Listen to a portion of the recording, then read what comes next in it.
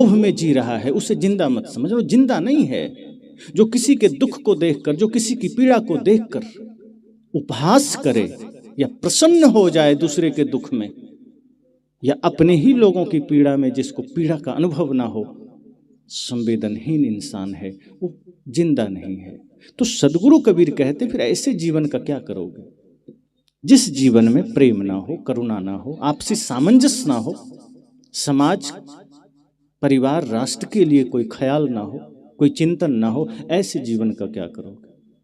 जो जीवन किसी के दुख को देख करके और दुख पैदा करे, किसी की पीड़ा को देख करके आपके चेहरे पर मुस्कुराहट आती है,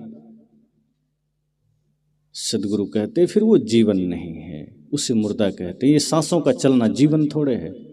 और ऐसे जीवन से बेहतर यह होगा कि अपने को मारो, अर्थात अपने को निखारो। अपने भीतर जो ये मृत्यु के सारे रिश्तेदार बैठे हैं जो तुम्हें मार चुके हैं, उसे हटाओ अपने भीतर से। ये सारे रिश्तेदार ही तो हैं, काम, क्रोध, लोभ, मोह, अहंकार।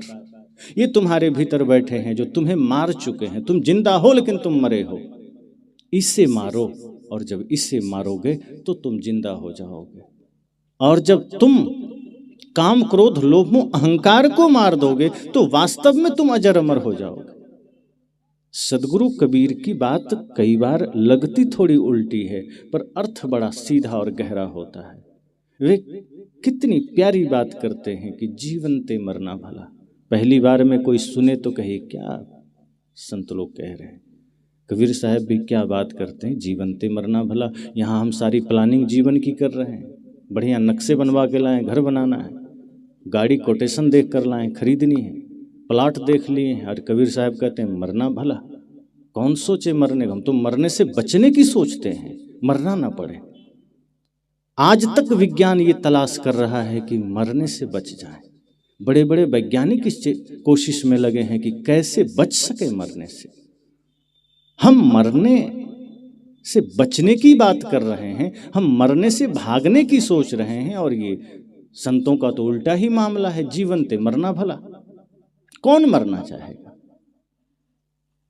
जीवन से निराश, जीवन से हताश कोई हो, तत्क्षण मृत्यु का ख्याल आ भी जाता है, लेकिन अगर रुक गया तो फिर ख्याल खत्म हो जाता है।